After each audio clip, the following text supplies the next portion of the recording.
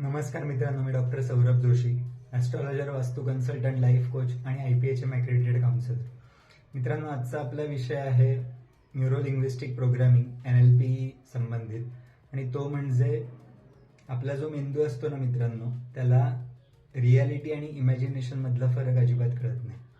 म्हणजेच जे काही वास्तवात आता आपण डोळे उघडे ठेवून बघतोय ते आणि आपण डोळे मिटल्यानंतर जे काही स्वप्नात मनामध्ये अनुभवतो ते, याच्यातला डिफरन्स मेंदूला अजिबात कळत नाही मित्रांनो. तर आता तुम्ही म्हणाल की याच्यात काय एवढं, तर त्याचा एक संदर्भ आधी सांगतो आणि मग त्याचं एक तुम्हाला उत्तर देतो सविस्तर.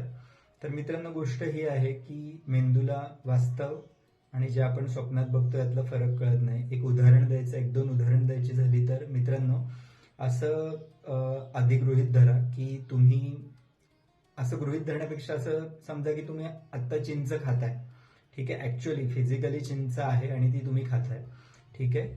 आणि एक असं इमॅजिन करा की चिंच नाहीये, पण तुम्ही असं जस्ट मनामध्ये इमॅजिन करताय की यस, मी चिंच खातोय. सो दोन्ही याच्यात होणारी जी गोष्ट आहे ना, की ती पहिलं म्हणजे तोंडाला आपल्या पाणी सुटतं, ठीक आहे मित्रांनो. तर ही गोष्ट कॉमन असते दोन्हीमध्ये. म्हणजेच काय, तर मेंदूला रियालिटी आणि इमॅजिनेशन यातला फरक कळत नाही, ठीक आहे. दुसरी गोष्ट अशी विचार करा मित्रांनो, की प्रत्यक्षात तुमच्या समोर वाघ आहे, ठीक आहे. त्याच्यानंतर तुम्हाला जी भीती वाटेल, जे पाल्पिटेशन वाढेल तुमचं, ठीक आहे. सो दरदरून घाम फुटेल, ही एक भावना प्रत्यक्षात वाघ समोर दिसल्यानंतर होईल. तेच तुम्ही जेव्हा स्वप्नात वाघ बघता तेव्हा ही सेम गोष्ट होतं, ठीक आहे. धडधड वाढते, घाम सुटतो, भीती वाटते.